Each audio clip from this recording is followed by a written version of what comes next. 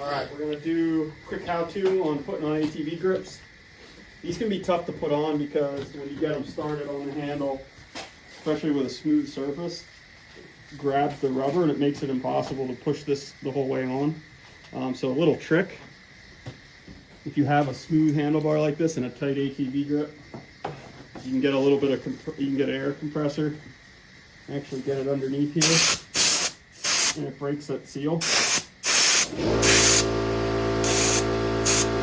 you can work it on a little bit better. So we're going to try to line these up the same on that side. These seal pretty good, so you don't need a lot of glue, but we're going to put a little bit of glue on the end here.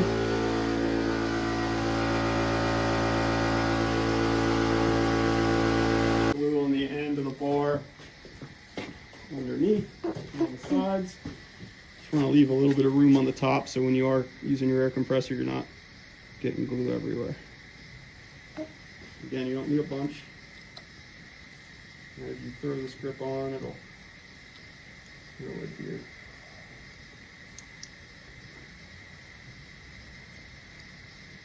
So now that we got the glue on, we'll try to get this on the rest of the way.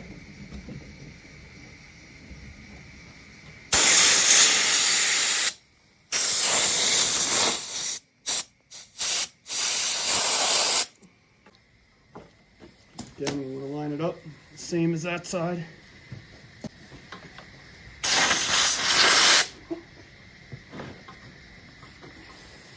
It looks the same as that side. Wipe off any excess glue that accumulated on the edges.